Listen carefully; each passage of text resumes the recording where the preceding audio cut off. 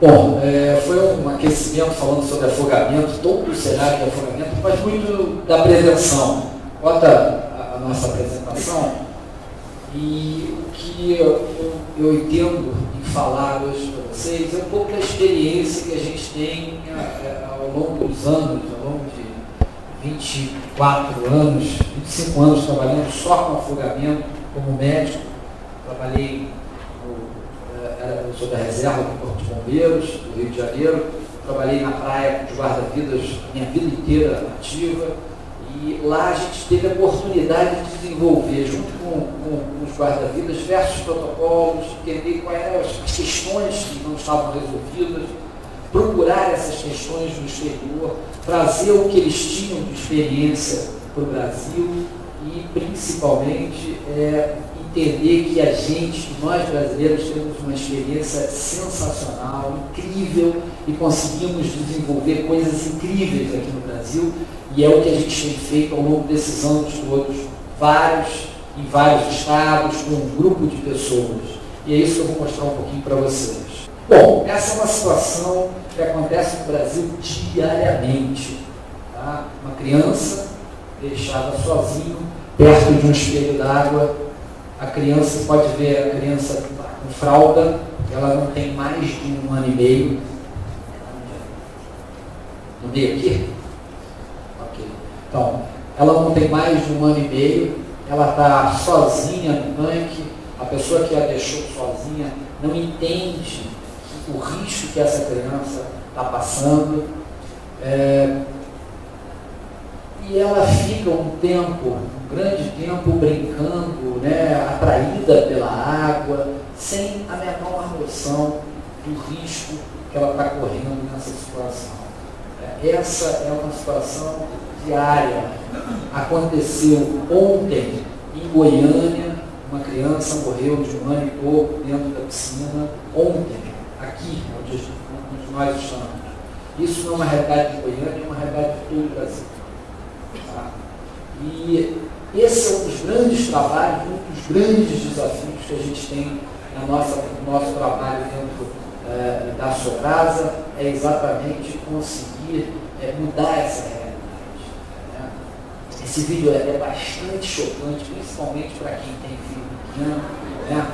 E a situação mostra praticamente todo o processo de afogamento que foi filmado por uma câmera de segurança.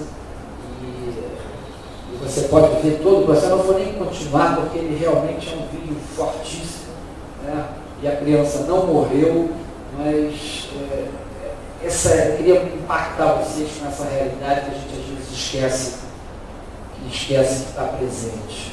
75% do nosso planeta é água. Se houver o aquecimento global, e ele é uma realidade para muitos, mais e mais afogamentos vão acontecer, os oceanos vão aumentar de nível e a água vai invadir um percentual maior e o risco de afogamento vai ser ainda maior. O Brasil tem o maior número de resgates aquáticos em todo o mundo, uma das maiores estatísticas de morte por afogamento em todo o mundo. E sempre que eu venho dar uma palestra como essa, eu trago a minha família. Eu desde garoto surfo, nado, já competi na natação, então sempre trago a minha família que é uma família aquática. Essa é minha filha mais velha, essa é minha mais nova, está sempre praticando algum esporte aquático. Isso é o que a minha esposa pega de peixe no final de semana, o que eu pesco no final de semana. Meu cachorro ama estar na água, ele adora entrar na água, fazer um salvamento, mesmo que seja um chinelo. Minha mãe adora a praia, minha sogra também, uma família toda dentro d'água. Eu aqui, com a minha primeira namorada na praia de Copacabana já, então, aqui com meu pai, que é a pessoa que me incentivou nessa área aquática, que me deu esse amor. E essa aqui, senhores, é minha esposa. Na verdade, a minha prancha está aqui, eu estou aqui, a minha esposa ficou atrás dessa senhora que ficou na frente da foto na hora que a gente foi tirar. 10 pessoas se afogam e uma morre a cada minuto no mundo. 18 pessoas morrem afogadas diariamente, ou seja, é quase um afogamento por hora com morte no Brasil. Afogamento é a segunda causa de morte de 1 a 9 anos, terceira na faixa de 10 a 19, quarta na faixa de 20 a 24. Significa que os nossos jovens do nosso país morrem principalmente de afogamento. E isso pode ser prevenido. Essa é uma estatística recente que nós fizemos em 2013, onde mostra quais são as causas de morte no Brasil. De 5 a 44 anos é o trauma. Ele prevalece. O afogamento está aqui. Todos esses em amarelo é trauma. Tudo, talvez, com uma prevenção possível de 90%, talvez até mais, se medidas de prevenção e educação forem cada vez mais incentivadas. Eu acho que é isso que o Senabom pode trazer de contribuição especial a toda a sociedade. O homem se afoga mais 6 vezes, morre 6 vezes mais do que a mulher, se aventura mais, ele entra mais em zona de risco. Quando a gente pensa em afogamento, a gente tem uma realidade, digamos assim, distorcida, né, para o público geral. A gente pensa no afogamento praia, a gente pensa afogamento praia, pelo menos por uma visão geral. Mas a praia não é o nosso principal problema. O nosso principal problema são os rios, lagos, represas, os locais onde fica, entre aspas, quase impossível de colocar segurança em todos eles. Tá? E é isso que mostra esse gráfico com a estatística de óbito por afogamento absoluto e relativo em cada estado. Isso tudo está disponível na internet, gratuitamente, perfil do afogado no Brasil.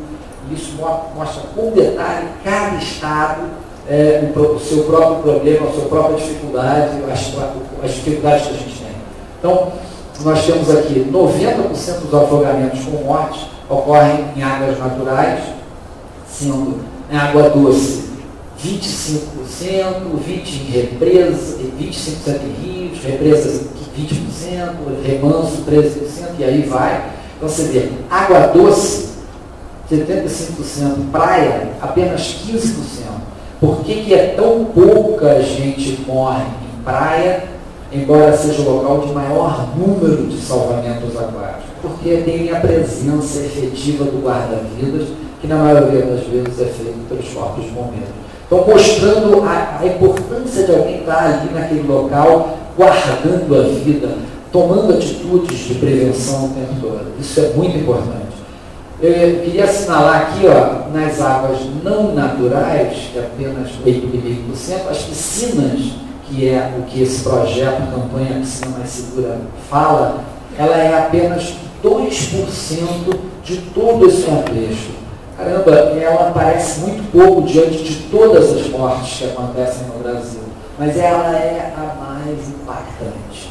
Né? Todo dia morrem 18 pessoas, mas quando você vê a televisão se importar com alguma coisa, é sempre a piscina. A piscina é um impacto enorme. Primeiro, que a faixa etária é de 1 a 9 anos. Tá? E a faixa etária é mais que a gente não espera que aconteça. Segundo, que é um local fechado e está sempre deveria ou estar sempre sob supervisão de alguém. Um pai, uma mãe, é dentro de casa. Né? Então é a coisa mais, a morte, o tipo de morte mais impactante e é talvez aquela que a gente possa fazer a maior diferença em campanhas de educação do tipo essa piscina mais segura. 49%, ou seja, quase 50% dos óbitos em piscinas ocorrem na residência, ou seja, um local que é difícil a gente alcançar. A gente só vai conseguir alcançar, fazer essa educação chegar na piscina através da educação nos clubes, nas academias, nas escolas. Se a gente conseguir passar informação nesse local, a gente consegue que essa informação chegue na residência. É uma estratégia. Você vê aqui, 10% são na prática de esportes, 7% de escolas e outras instituições. O custo médio do Brasil para cada óbito por afogamento é estimado em 210 R$1.000. Significa que somente em piscinas, em afogamento, nós gastamos 1,4 bilhões de reais por ano. Se a gente aplicasse 1% disso, talvez a gente teria uma redução enorme nos próximos 2, 3 anos, e seria uma medida estratégica a curto prazo de redução e economia, quer dizer, tanto de vidas quanto até de dinheiro, para quem diz que não tem dinheiro para esse tipo de ação. A boa notícia é que nós estamos no caminho certo, todos nós aqui estamos no caminho certo. Como é que a gente pode encarar essa situação de resolver esse problema do afogamento, da morte súbita que acontecia com o jovem, aquele jovem que ninguém esperava que morresse, né? E eles criaram esses protocolos, são os primeiros protocolos, não posso ficar agarrando aqui não. Agora foi. São esses primeiros protocolos que foram criados na ressuscitação do mundo, tendo como base o afogamento. E aí ele dizia, em 1771, eles reuniram aquele grupo de especialistas para decidir o que a gente vai fazer em caso de morte súbita, né? E a morte súbita, o tema era afogamento principalmente, e o tema afogamento era, digamos assim, utilizado para outras situações de morte súbita. Então eles resolveram na época aquecer a vítima e remover as roupas molhadas, aspirar a água posicionando, a gente faz isso até hoje, aspirar a água posicionando a vítima com a cabeça mais baixa que os pés, ou seja, a água entrou, eu quero tirar a água, isso a gente já não faz há uns 25 anos, mas até 25 anos atrás a gente fazia isso em tudo que é lugar. Estimular a vítima com fumo de tabaco por via retal ou oral. Graças a Deus a gente parou de fazer isso já tem um tempo, né? Utilizar o método de respiração boca a boca, nós fazemos isso até hoje, e as sangrias nós já vamos fazendo mais. Quer dizer que alguns itens aqui que foram estabelecidos em 1771, eles continuam sendo usados até hoje. Então isso é uma coisa fantástica, né? Mas a gente evoluiu e tem coisas novas, e o que eu vim aqui mostrar para vocês é algumas delas, né? Primeiro mostrar que toda essa dinâmica de afogamento nasceu na cidade do Rio de Janeiro, onde nós temos muita água por tudo que é lugar, e água doce, água do mar, Bahia, Lagoa, né? Vocês podem ver aí o primeiro posto de salvamento em 1918, né? O guarda-vidas ficava aqui em cima, a gente não sabe exatamente como ele fazia para descer, né? Mas dava uma boa visão. Esse é o prédio de Copacabana, o primeiro posto que a gente tem noção no Brasil. A preocupação em 1918 já sobre o assunto, né? Aqui embaixo tinha uma tabela onde dizia assim, as regras de você usar a praia, né? Imagina isso hoje em dia, se seria possível, né? Pode passar. Primeira ambulância a realizar o atendimento pré-hospitalar no Brasil, 1930, foi uma ambulância criada para fazer o atendimento ao afogamento na orla do Rio de Janeiro. Primeira, como uma ressuscitação era feita em 1958, manobra de Schaefer, uma coisa que a maioria aqui do auditório tem certeza que nunca nem ouviu falar. Era como era feita a ressuscitação antes de 1960. Espremia-se o pulmão da vítima tentando tirar a água, e isso dava uma ventilação artificial. Tá? O que mudou? E não mudou para o Rio de Janeiro, mudou para todos nós. Né? É uma situação do tipo, encontre o óleo, né? Onde está a areia, aonde que começa a água, né? Aonde que está o guarda-vidas, e principalmente, aonde que está quem que está se afogando e pode se afogar numa situação como essa. Existe você como gestor de uma praia desse tipo, num dia desse, como que você vai tomar uma decisão? Eu tenho 100 guarda-vidas, ou 200, ou 1000 guarda-vidas. E como que eu vou dispor eles aqui? Mesmo que eu tenha 1000 guarda-vidas, eu não tenho como tomar conta desse povo. Não existe. E isso não existe no mundo inteiro. Uma realidade que a gente enfrenta hoje dentro de todos os nossos debates, as nossas discussões no Brasil todo nunca teremos um número de guarda-vidas suficiente para tomar conta das praias todas. Isso é impossível. Qual o caminho? Prevenção. Prevenção e educação. É o único caminho possível. Isso não quer dizer que a gente não possa aumentar o efetivo de guarda-vidas. De 73 a 2000, 150 mil pessoas foram resgatadas pelo Corpo de Bombeiros, pelo Grupamento Marítimo no Rio de Janeiro. E esse gráfico mostra assim, claramente que, a partir de 85, 84, quando foi colocado um efetivo de guarda-vidas maior nas praias, aumentou-se o número de salvamentos realizados, a precocidade com que ele era realizado e assim morre-se menos. Então, mostrando que a pessoa, a supervisão de uma pessoa ali é essencial na detecção, na prevenção, na detecção precoce do risco e na intervenção precoce. Afogamento é a aspiração de líquido não corporal causado por submersão ou imersão. Então, basta apenas uma aspiração de líquido para você ter um caso de afogamento. Então, uma pequena tosse, né? Que, só por curiosidade, levanta a mão aqui quem já se afogou alguma vez. Oi? Tomou caldo, se afogou, é a aspiração de líquido, né? Tomou caldo, aspirou, né? Então, significa que o resto que não levantou a mão nunca entrou na água, né? Porque todo mundo já se afogou. Quem não deu uma aspirada e uma tossidinha, nadando, pegando onda, fazendo resgate, um treinamento, isso é afogamento.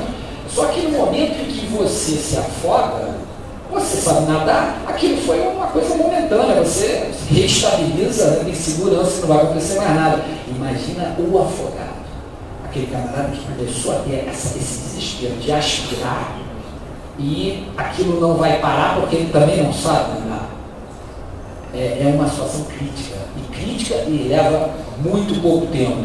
Afogamento tem duas causas, primária e secundária, ou seja, não tem causa precipitante e outro que foi precipitado por droga, crise convulsiva, trauma, mergulho, alguma patologia desencadeou o afogamento.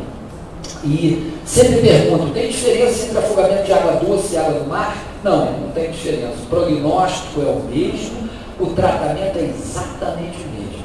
Então não tem diferença. Os dois têm hipóxia, ou seja, entrou água na via aérea, dificultou a troca gasosa, o que ele vai ter? Hipóxia. O oxigênio começa a cair no organismo. E cai muito rapidamente, ao longo de minutos, 2, 3, 4, 5 minutos, até ficar crítico. Até ficar crítico, a pessoa perder a consciência e parar de respirar, e mais 2, 3 minutos o coração para. Então, esse processo todo, a gente chama assim de hora de ouro. Você tem uma hora, tem um momento de ouro, que é o momento da intervenção. Ele é muito, muito rápido. Ele leva, às vezes, segundos a pouquíssimos minutos. E se você não detectar rapidamente, você não consegue fazer essa intervenção e ela é tarde demais. Sei que a maioria não é da área médica, mas é importante vocês entenderem que isso aqui, ó, isso é um raio-x de tórax, coração aqui, as costelas, coluna. Essa área aqui deveria estar um pouco mais escura e ela está um pouco mais branca. Isso aí é um líquido que foi aspirado, que traduz radiologicamente e não tem importância nenhuma. Isso em 2, 3 dias vai limpar e não é pneumonia nem nada. Isso aí vai resolver, o organismo absorve isso e sai na urina. São casos mais graves, grau 3, tem mais água no pulmão. Vocês têm ideia de quanto de água uma pessoa, um afogamento grave, aspira? Dá um chute. Vamos lá. 1 litro. Menos, bem menos. 100 ml. 2 a 3 ml por quilo de peso baixa a quantidade de oxigênio no sangue em 50%. Indica a necessidade de CTI para esse camarada. Ele vai ficar 2, 3 dias no CTI. 2 a 3 ml por quilo é meio copo d'água. Então, essa ideia que a gente tinha antigamente, que a pessoa aspirou litros e não tem isso. Uma pequena quantidade já atrapalha, já faz um estrago tremendo. Né? E quanto mais cedo você pegar, menos grave a pessoa vai ficar. Na realidade, a gravidade é traduzida pelo quê? Pelo tempo que você interviu. Se você pegou ele antes de aspirar, é um resgate. Se você pegou ele assim que ele aspirou uma pequena quantidade, está só por 5, é um grau 1. Mas se você levou 10, 15 segundos a mais, ele já é um grau 2, 3, 4, o coração, a respiração para e ele para e imediatamente para o coração. Então o processo de afogamento é muito rápido. Tá? Os homens se afogam mais e os solteiros se afogam mais. As mulheres são mais inteligentes e se afogam menos. Né? O homem se afoga, se arrisca muito mais. Né? E se afoga e morre muito mais. Olha só que interessante. 50% das pessoas que se afogam na praia acham que sabem nadar. Imagina, então, que a pessoa vai para a praia, ela acha que sabe nadar, então ela se expõe ao risco muito mais. O perigo que tem isso. E mais de 80% das pessoas se alimentam 3 horas antes do acidente, ou do incidente. Significa dizer o quê? Quando você for pegar aquele afogado para ver a via aérea, para fazer a ressuscitação, ou até lidar com aquele afogado, a possibilidade de vômito é imensa. E o que ele vai vomitar? Eu não sei aqui em Goiânia, mas lá no Rio ele vomita galinha, farofa, cerveja, tudo que ele comeu. Imagina você que é um socorrista, um técnico de emergência ou um guarda-vidas, tem que fazer o procedimento nessa situação, nesse cheiro. Né? Então, uma cena típica de praia é o guarda-vidas fazendo o atendimento, né? E a vítima vomitando para um lado e ele vomitando para o outro. Né? Os novos protocolos de afogamento se baseiam em vários trabalhos, né, que a gente ajudou a publicar, que outras pessoas publicaram internacionalmente, mas o Brasil lidera de longe esse processo de protocolos de afogamento. O último trabalho importante que a gente publicou em 2012, tem uma tradução, tem de graça também na internet, tem traduzido, que foi publicado na revista de emergência, então vocês podem ter acesso a isso. Publicamos um artigo recente também, agora tem 2 meses, na Resuscitation, que é a maior revista de ressuscitação europeia, tá? E ela fala sobre a cadeia de sobrevivência. Vale a pena dar uma olhada, porque isso fala sobre todo o processo de afogamento, desde a prevenção até a última intervenção, que são os primeiros socorros. Né? E aí está aí a cadeia de sobrevivência, que mostra prevenção principalmente, ficar de olho na criança o tempo todo, ter atenção na praia, perguntar ao guarda-vidas aonde entrar, né? Não superestimar a sua natação, a boia não dá segurança, falsa segurança, traumatismo raquidomedular é uma realidade, cuidado na hora de mergulhar, e na praia nem tudo que parece você acha que é uma coisa, a pessoa que está usando a praia acha que é uma coisa e é outra, né? Na realidade, a situação de praia 85% dos afogamentos ocorrem nessa situação aqui. E é onde o guarda-vidas presta mais atenção. Os 3 vídeos que a gente postou para vocês estão gratuitamente na internet, disponíveis para baixar, usar na escola, fazer. Goiânia, o Corpo de Bombeiros de Goiânia fez um projeto sensacional, usando o vídeo e o gibi da Sobrasa. Então foi uma parceria muito bacana que a soldada Mônica fez, ela apresentou para a gente, ela deu aula nas escolas de um município, você sabe, de um município aqui de Goiás, e ela incluiu 5.000 crianças, né? Itubiara. Tá? Projeto sensacional que tem que ser multiplicado pelo Brasil todo. E na escola, mostra o vídeo, gibi, um bate-papozinho rápido com a criança, e você já está mostrando a educação para ela. Mostrar assim um pouco, falar um pouquinho, né, da Sobrasa, quem nós somos. Eu costumo dizer sempre que nós somos um bando de loucos, fanáticos e maravilhosos. Loucos porque nós trabalhamos de forma assim, gratuita, não recebe nenhum diretor, ninguém da Sobrasa recebe nada de dinheiro. Fanáticos porque a gente não para de trabalhar em nome da causa. Nós ano que vem fazemos 20 anos juntos. A maioria da diretoria, 90% da diretoria são de oficiais e praças do Corpo de Bombeiros, dos Corpos de Bombeiros do Rio, do Brasil todo. Então, nós temos uma troca de informação diária de várias coisas. Então, qualquer informação nova circula muito rapidamente nos setores de todo o Brasil, graças a Deus. Não temos fins lucrativos, o objetivo é a prevenção e reduzir o número de afogamentos. Então, é mais ou menos isso. Nós temos o reconhecimento internacional da Federação Internacional de Salvamento, da Federação Latino-Americana de Salvamento, da Confederação de Países da Língua Portuguesa. Então nós temos trabalhado muito, essas são todas as instituições que estão conosco, de alguma forma apoiando, são instituições como a Liga Bom, a CBDA, a Sociedade Brasileira de Pediatria, Criança Segura. Quanto mais gente a gente envolver nesse trabalho, mais resultado nós vamos ter. Né? E a estratégia que a gente usa é a realização de projetos e eventos para prevenir o afogamento. Então, a gente tem eventos na educação, ao longo de 20 anos nós fizemos várias coisas, né? Na área científica, no esporte salvamento aquático, nos eventos científicos que nós todos os anos fazemos. Ontem a gente fez o segundo simpósio Piscina Mais Segura, nós temos um convite a todos vocês, nós temos um simpósio agora, nós temos uma semana de Piscina Mais Segura de 10 a 14 de novembro e temos o Campeonato Brasileiro de Salvamento Aquático com um simpósio no dia 19 a 22 de novembro que o Corpo de Bombeiros do Estado do Espírito Santo e a Sobrás estão realizando em Vitória. Material de prevenção, eventos de prevenção, e eu tenho aqui um mousepad, tem uma sacola que pega esse aqui. Eu tenho essa pergunta aí para quem me responder. Qual o maior desafio que a gente tem na hora de realizar a prevenção? Deixa eu ver o que eu tenho aqui na minha sacola. Tem um DVD da Sobrasa de Prevenção para quem me responder isso aí. Qual o maior desafio para realizar a prevenção? Qual o maior? Pensa na sua realidade. Qual o maior desafio que você tem na hora de você fazer a prevenção?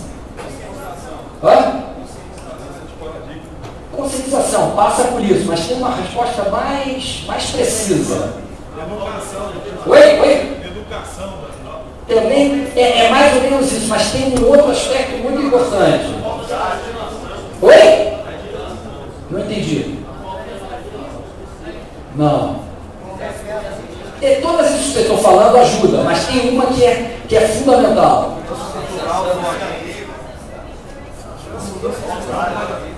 Não. Cultura, passa por cultura também, mas o que mais? Mais específico. Hã? Isso. A resistência de quê? Do cidadão, da sociedade. Isso. Essa é a maior dificuldade que a gente tem. Ou seja, eu tenho material aqui, até deixei um pouco do material aqui para depois vocês pegarem, se vocês quiserem, não tem muito, mas tem um folder ali, que acho que está para talvez metade das pessoas. Você tem todo o material para entregar, isso está pronto para entregar, isso não é da Sobrasa só. Os corpos de bombeiros têm esse material para entregar. Por que essa pessoa que precisa não quer receber? Porque ela acha que não vai acontecer com ela. Esse é o maior desafio. Como fazer com que as pessoas... Pega aqui, ó. Como fazer com que as pessoas se sensibilizem e entender que o afogamento pode acontecer com qualquer um de nós aqui na sala, com qualquer filho ou sobrinho nosso. Tá? Deixa eu ver se tem um vídeo para passar. Ver se ele vai rodar.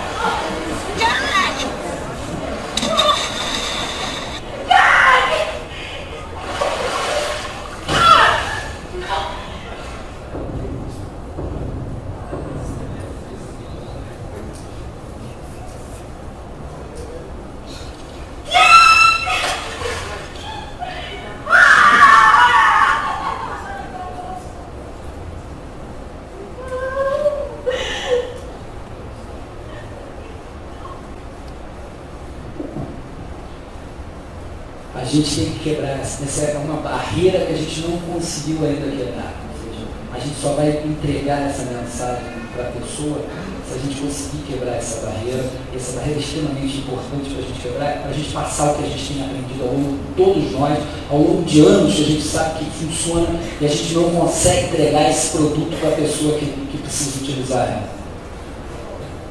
Nós criamos essa semana a Piscina Mais Segura, que é a prevenção sem custo para algo que não tem preço, a vida, e é uma semana de graça, ou seja, gratuita, ou seja, a gente entrega todo o material, gráfico, está tudo na internet, disponível gratuitamente durante do dia 10 ao dia 14 de novembro. Nós vamos pelo Brasil todo em academias, escolas de natação e clubes, fazer uma semana de atividade lúdica com as crianças na piscina. Tá? São vários clubes, várias pessoas que estão aderindo, e nós temos basicamente 5 medidas, e dentro dessas 5 medidas nós vamos praticar com as crianças de forma lúdica. Não adianta ficar falando para a criança que não funciona. São essas aqui: a palavra forma, a palavra águas, é a atenção 100% no filho, é guarda-vidas presente certificado, é saber o que fazer, é acesso restrito e evitar a sucção do cabelo. E é isso que aconteceu e que acontece todo dia. Nós fizemos o simpósio, o primeiro foi em São Paulo, agora nós fizemos em Goiânia, ontem aqui, foi um sucesso total para a gente. O segundo anel é reconhecer que alguém está se afogando.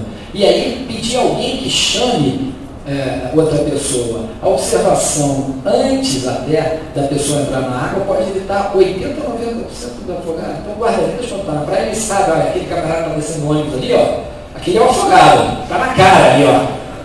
Ele sabe, ele tem essa visão. E essa visão pode ser passada, pode ser multiplicada, essa experiência. Então são soberbos, cansados, alcoolizados. Olha a segurança que esse camarada tem nessa boia. Não é um potencial afogado? Ou esse camarada, esses que ficam na calçada bebendo todas e de repente alguém diz assim, não, vamos dar um mergulho. Esses são os potenciais afogados. E quem está se afogando? Ou seja, é importante você reconhecer que uma pessoa está se afogando. E se você não tiver a visão, você acha que ela está brincando na água. Então é aquela pessoa que está em pé e com um nado esquisito, ela está se afogando. Ou seja, mais de 90% dos afogamentos acontecem sem a pessoa acenar. Ela não chama por socorro. Ela só vai deixar para chamar por socorro quando ela já não aguenta mais. E aí na hora que ela não aguenta mais, ela não consegue levantar o braço. Se ela levantar o braço, ela afunda na hora, ela percebe isso. Ela não chama por socorro. Então mais de 90% dos afogamentos não vão chamar por socorro. Você tem que reconhecer que aquilo está acontecendo. E reconhecer o que aquilo está acontecendo, acionar o profissional. O corpo de bombeiros, na maioria das vezes, guarda-vidas, aciona o sistema. O segundo e terceiro anel é prover situação. Parece fácil, simples, mas não é. As pessoas às vezes esquecem que a primeira coisa que você tem que fazer é reconhecer, avisa o profissional para chamar socorro, prover flutuação. Tem várias coisas, qualquer espuma, tampa de geladeira, de isopor, bola. Se você der entregar isso para a vida, você acabou, você parou aquela hemorragia. E aí você vai entender como você vai ajudar para tirar ou esperar o socorro profissional chegar. Então, se você for a vítima, mantenha a calma, flutue e acene por socorro, porque muitas vezes a morte ocorre por desespero. Nós tivemos um congresso brasileiro de emergências aquáticas há 20 dias atrás no Rio de Janeiro, onde o surfista de ondas gigantes, Rodrigo Rezende, fez uma palestra, onde ele dizia assim, eu estava em Jaws, que é uma onda de 20 metros, ele bateu um dos recordes mundiais do tamanho de onda, e ele falou assim, o cara caiu, eu fui socorrer, eu voltei, na hora que eu olhei, a onda vinha lá embaixo, eu estava cansado, ele gastou energia para tentar passar, não conseguiu, e ele falou assim, errei, eu quase morri, mas um sufoco enorme. Então, às vezes, mesmo aquele camarada que sabe nadar muito bem, tem que ter estratégia e entender que você tem que manter a calma, não gastar energia à toa, você não sabe o que vem para frente. Então, sempre que puder ajudar sem entrar na água, melhor. E aí qualquer coisa vale, uma garrafa PET, uma prancha, isopor, até um coco, se você não acertar na cabeça do afogado, se você tragar, pode ajudar. Às vezes, na maioria das vezes, é um material improvisado. Você não espera que você esteja lá profissionalmente, você é bombeiro e você está passando para ir para o quartel, você não está com o teu material, às vezes você visualizou e você tem que agir. E você vai ter que agir com o quê? Com o que você tem na mão. E é isso que acontece muito no dia a dia. Você fez você resolveu entrar na água e aí você faz o suporte básico de vida dentro d'água para aquelas vítimas inconscientes. Para as vítimas conscientes, você tirou da água e vai fazer o suporte básico de vida fora da água. Quanto mais rápido você tirar, melhor para a vítima. E quanto mais certo você tirar, esse é o transporte australiano que a gente adotou alguns anos atrás, que mantém o vômito, né? A farofa, a galinha, todo o lugar que ela deve ficar ali no estômago, né?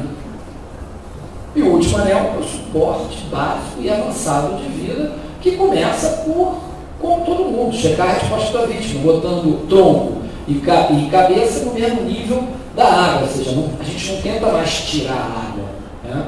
E aí vem um algoritmo que tem aqui, esse algoritmo que tem ali, depois se vocês quiserem pegar um para cada um, mas quem não conseguir pegar, tem na internet para você baixar, que é o algoritmo do afogamento. Ou seja, como proceder no afogamento, os graus de afogamento, o que é cada grau de afogamento, quanto morre em cada grau de afogamento e qual o tratamento para cada grau de afogamento, que é uma gravidade diferente.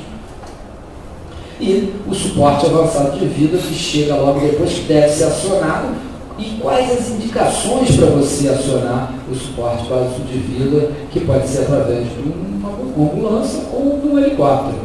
Importante entender que o suporte avançado de vida não é o mais importante aqui. O mais importante aqui é o suporte básico de vida, o seu atendimento, o atendimento que você vai fazer, você vai prestar a esse afogado no local. Melhor chance que o afogado tenha se tratado no local. Suporte básico e avançado de vida no local, e não transportar ele achando que no hospital vai fazer a diferença. Quando você sai do hospital, você já sai com ele praticamente resolvido. Tá? E a gente passa rapidamente os graus, grau 6, parada cardiorrespiratória, mortalidade de 93%, tem que fazer ressuscitação cardiopulmonar, 2 para 30 com um socorrista, 2 para 15 com 2 socorristas. Isso é o que é aceito mundialmente pela American Heart, pelo EUCOR, pelo Resuscitation Council, tudo isso. As primeiras ventilações do afogado fora d'água são 5 ventilações iniciais, e aí você faz 30 compressões, aí passa a fazer 2 ventilações, 30 compressões, 2 ventilações, 30 compressões. Esses são os novos protocolos. Grau 5 é a parada respiratória, basta apenas ventilar. É um grau que você pega mais dentro d'água, onde há a parada respiratória isolada sem a parada cardíaca. Só classificar o grau quando tiver certeza de que ele está vivo. Enquanto você não classificou, você está fazendo suporte básico de vida. Classificou, você tem o grau 3 e 4, que é a grande quantidade de espuma na boca e no nariz. Você vai fazer oxigênio via máscara facial, 15 litros por minuto, e esperar o socorro avançado chegar. Grau 2, pouca espuma na boca e no nariz, ele aspirou um pouco menos de água, oxigênio 5 litros por minuto, cânula nasal e repouso, hospital. O grau 1 é aquela pequena tosse, pequena aspiração. O grau, o resgate é aquele camarada que nem aspirou, que são situações que você vai avaliar ali naquela praia, ou naquela piscina, ou naquele local, e liberar para casa. Oxigênio, enquanto, se você tiver oxigênio, você bota oxigênio enquanto você aguarda o suporte básico, o suporte avançado de vida. Quando ressuscitar? Quando iniciar? Todos com tempo de submersão inferior a 1 hora. Todos que não apresentem sinais de irreversibilidade, rigidez cadavérica, decomposição corporal e livros. Todos com tempo de submersão inferior a 1 hora. Caramba, será que eu consigo ressuscitar uma pessoa que está 30 minutos embaixo d'água? Consegue. A possibilidade que você tem é menor do que um outro que tenha 15 minutos, mas ainda até 1 hora. Você tem o maior caso de ressuscitação, tem 66 minutos embaixo d'água, a ressuscitação sem sequela neurológica. O afogamento tem essa particularidade. Então vale a pena todo o investimento que vocês possam fazer no local, tá, do afogamento. E quando parar? Quando houver resposta, em caso de exaustão, ou ao entregar o afogado a uma equipe médica. E chega no hospital, o que vai ser feito no hospital? Somente a manutenção do que vocês fizeram no pré-hospitalar, ou fazer tudo que não foi feito no pré-hospitalar, que não foi feito no pré-hospitalar. Então o hospital é muito mais de manutenção e não de salvamento. Quem manda é o pré-hospitalar. Lembrar que só só compressão é apenas para leigo sem nenhuma experiência. Leigo treinado em suporte básico de vida faz a RCP do modo CAB. Profissionais de saúde, ou seja, e bombeiros, policiais, guarda-vidas, todos vocês que estão aqui escolhem se vão fazer ABC ou CAB, dependendo da indicação. CAB, morte súbita. ABC, afogamento, trauma e crianças. Essa e vocês todos são profissionais que têm que conhecer isso. E muita propaganda foi feita sobre só compressão, mas só compressão é para leigo. Ou, em caso que vocês tenham lá um trauma facial, que você não está com equipamento e tem que fazer algo. O que não fazer em afogamento? Afogamento não é acidente, é um incidente e ele tem prevenção. Não arrisque sua vida tentando salvar outros, não espere para realizar um socorro, não espere para ofertar o oxigênio, lembrando que o oxigênio não é um cilindro de oxigênio, o oxigênio é esse oxigênio que está no ar ambiente a 21% e que apenas uma hiperextensão do pescoço já pode fornecer esse oxigênio se a pessoa tiver uma ventilação espontânea. Não aspire via aérea em excesso. O que fazer para terminar? Quanto mais cedo o salvamento, melhor o prognóstico. Resgate grau 1, repouso e liberar para casa. Grau 2, ofertar o 2 o mais breve possível. 3 e 4, tem que fazer oxigênio, mas se não puder, convidar vocês. Hoje está acontecendo o workshop Piscina Mais Segura, 5 de setembro, hoje durante o Senador, na piscina do mais precoce possível e manter. Esse trabalho de afogamento tem que envolver os mais novos e os mais idosos. Toda a sociedade tem que estar envolvida, são os nossos jovens que estão morrendo principalmente.